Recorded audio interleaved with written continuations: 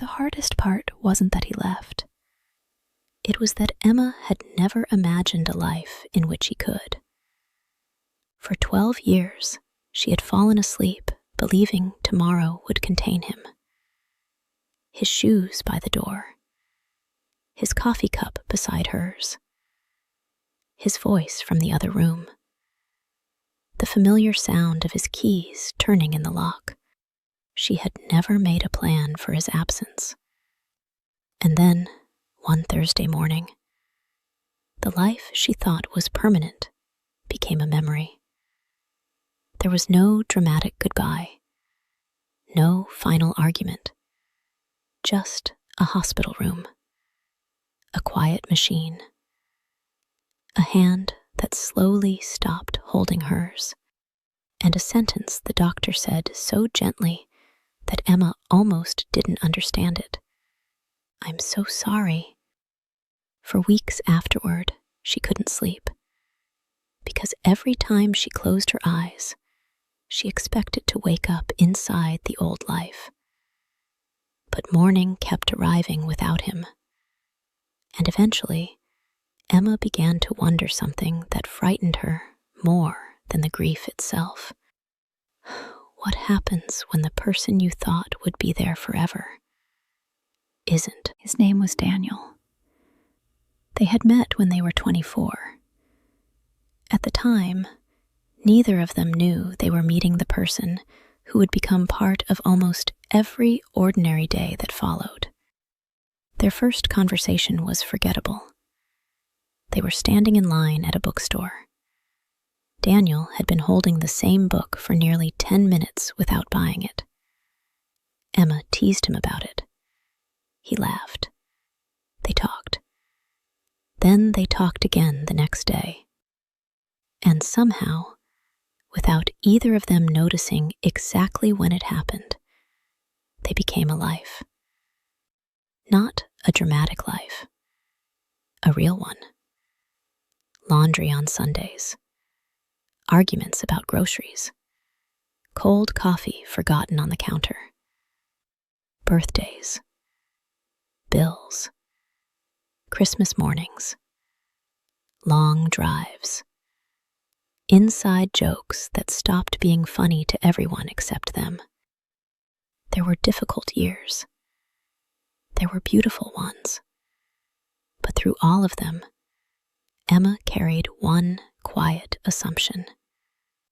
He would be there, even when they were angry, even when they were tired, even when life became complicated. He would be there. That's what forever had meant to her. Not perfection, presence. Until one winter morning, everything changed. Daniel had been tired for several weeks. At first, they thought he was overworked. Then came the doctor's appointments. Then the tests. Then the hospital. Then words Emma didn't want to understand. She remembered sitting beside his bed one evening. He looked pale, but he was smiling. "You should go home," he whispered. "I'm staying. You have work tomorrow." "I don't care," he smiled again. "You always say that." She took his hand. "I mean it." He looked at her for a long time. Then he said something she didn't realize would become one of the memories she carried for years. "Promise me something." "What?" "When you go home tonight, make tea." Emma smiled. "That's your big request?" "Yes." "What kind?" "Whatever you make." She laughed. "That's not very specific."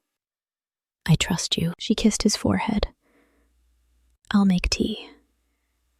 She thought she was promising something small. She didn't know she was making a memory.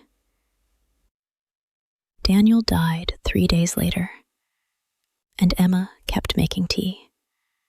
Every evening, even when she didn't want it, even when she couldn't drink it.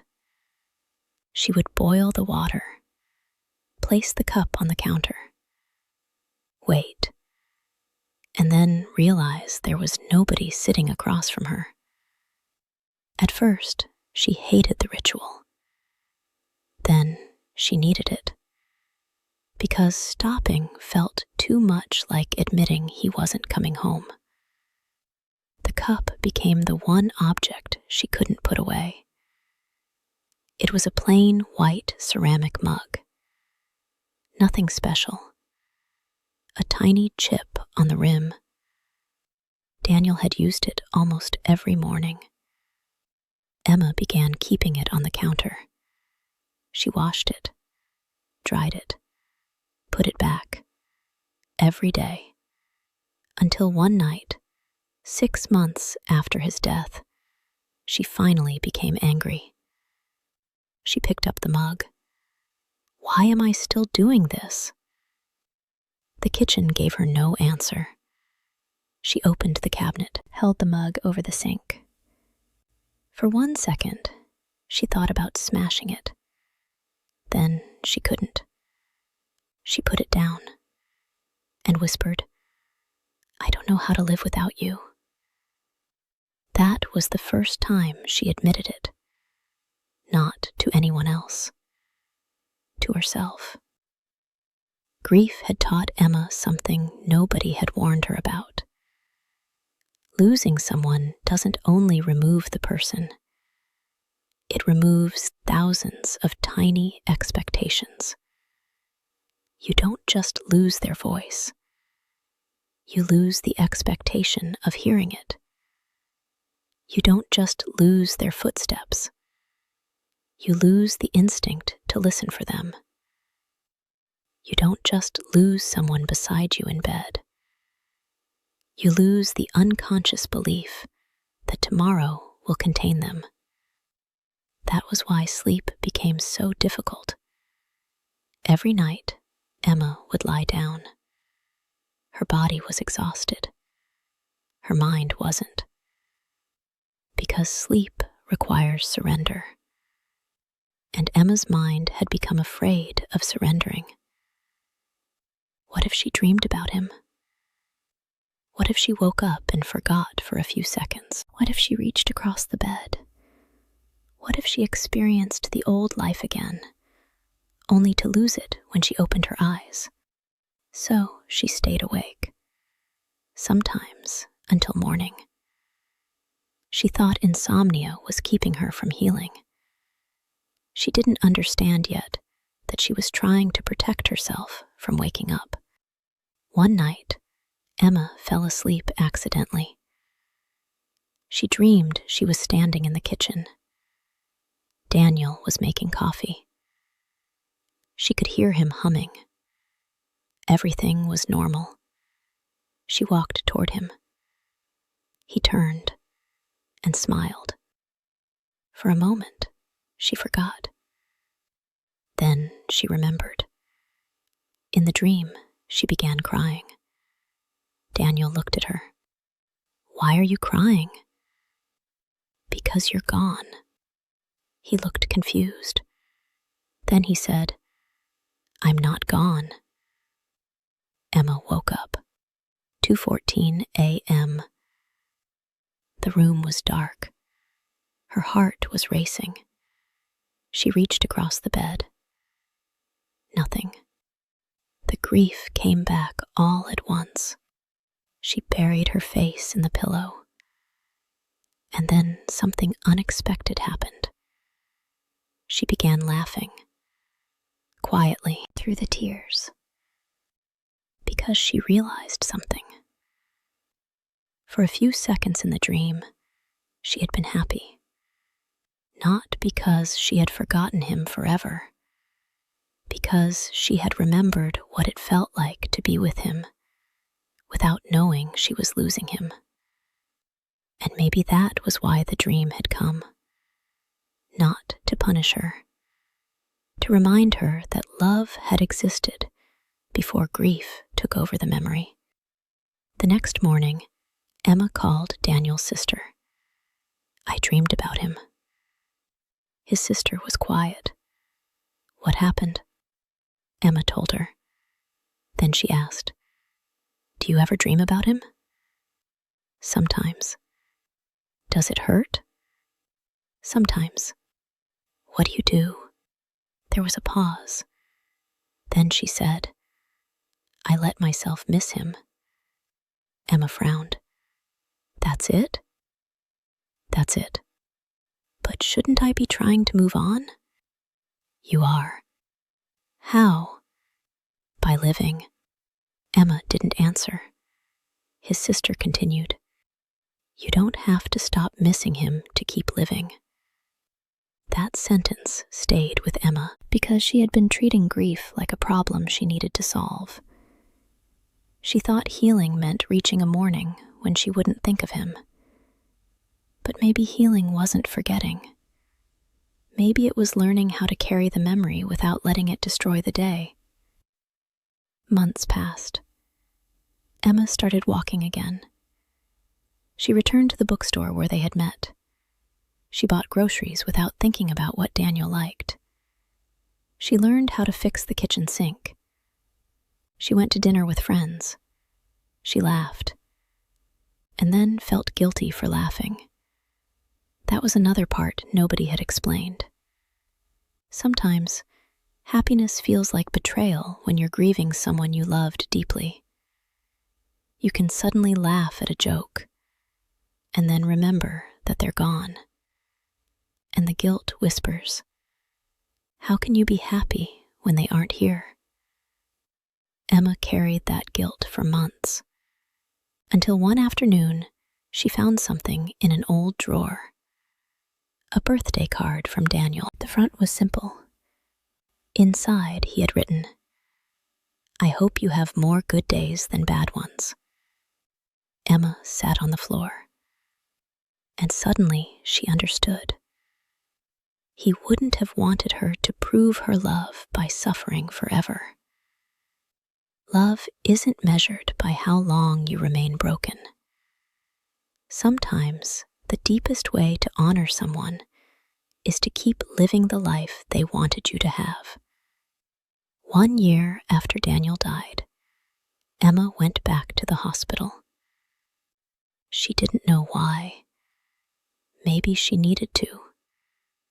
She sat in the parking lot for almost 20 minutes, then she walked inside.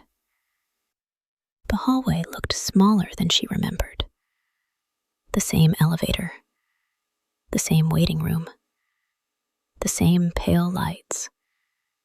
But something was different.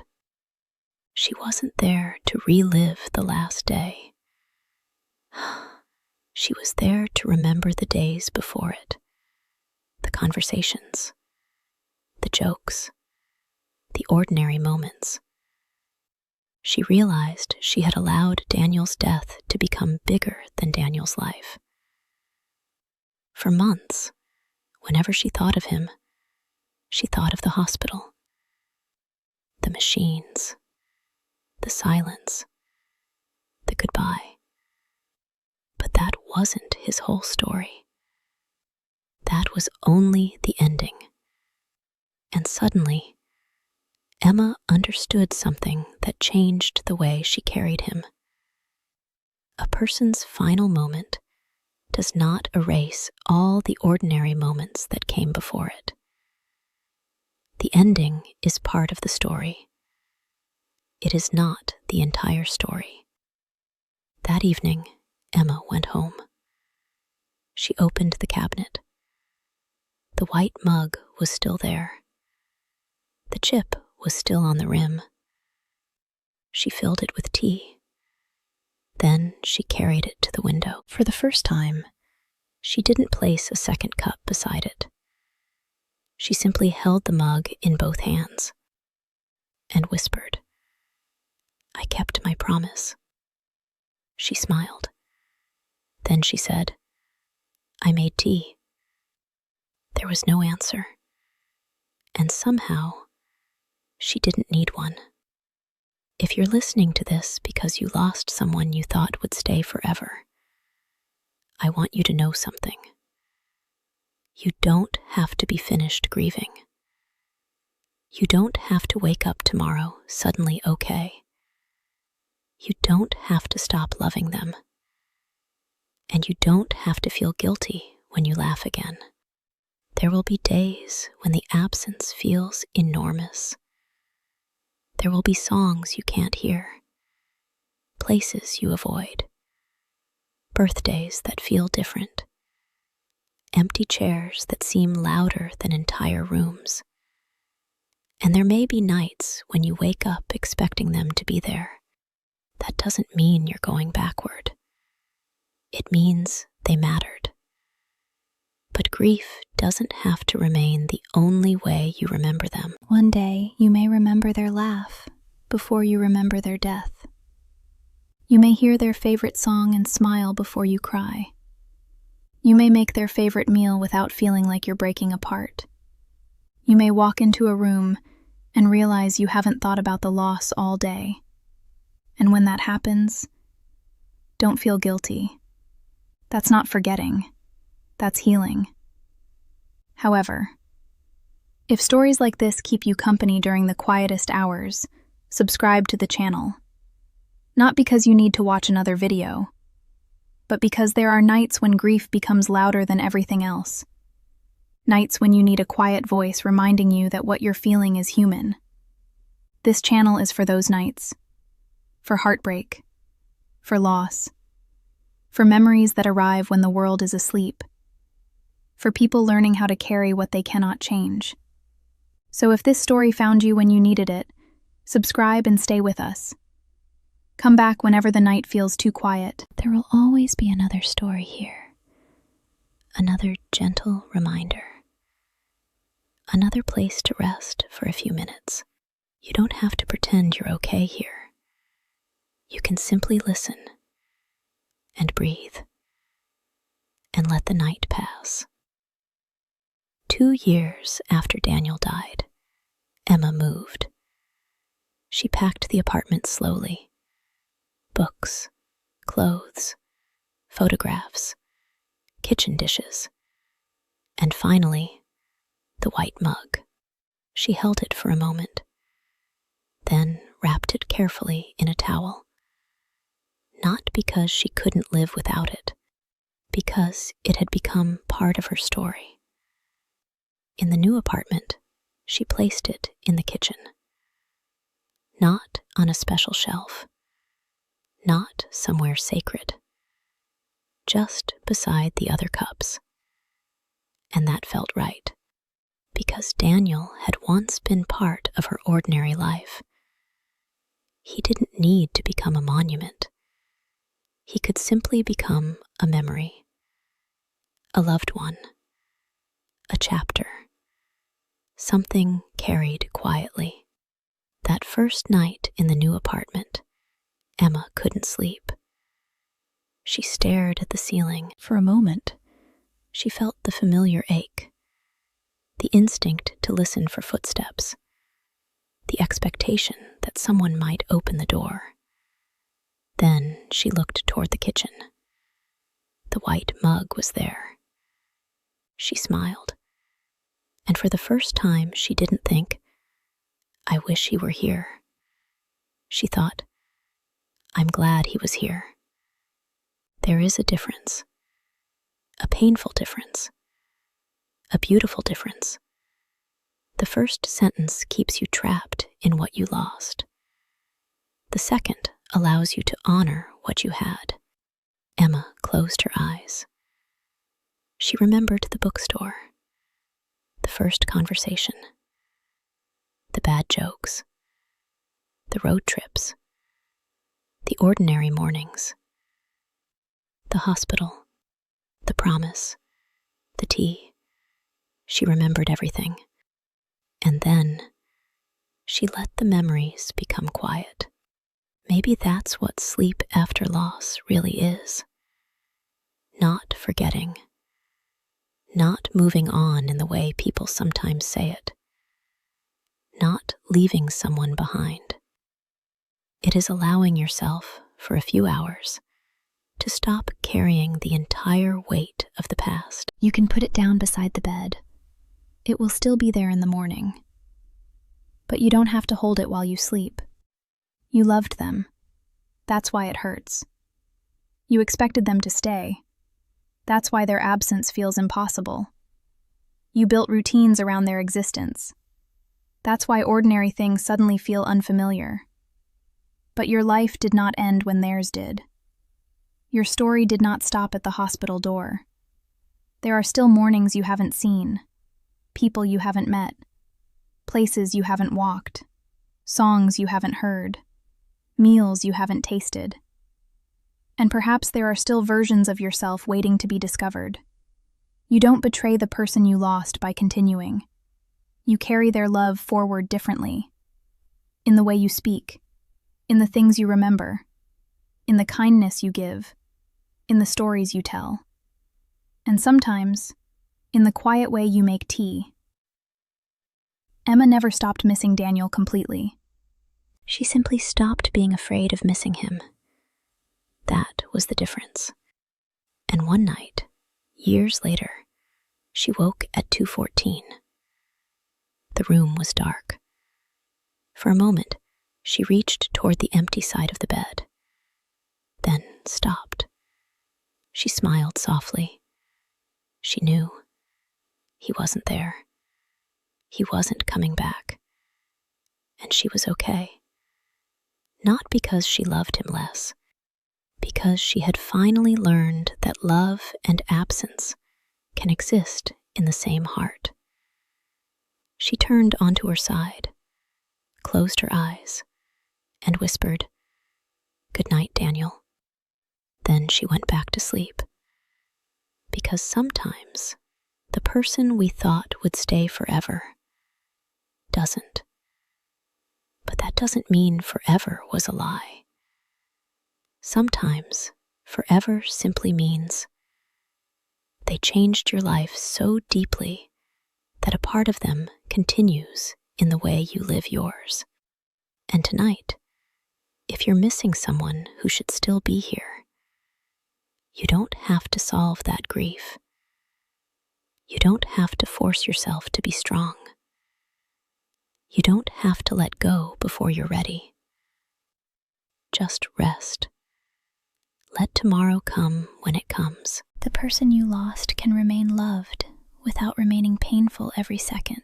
The memories can remain without controlling you, and your life can continue without erasing theirs. So put the weight down for tonight. Just for tonight. Tomorrow you can pick it up again if you need to. But tonight, sleep, because you are still here. And there is still more life waiting for you. The ending of one story does not mean there are no pages left. Sometimes, the next page is simply a quieter one. And sometimes, that's where healing begins.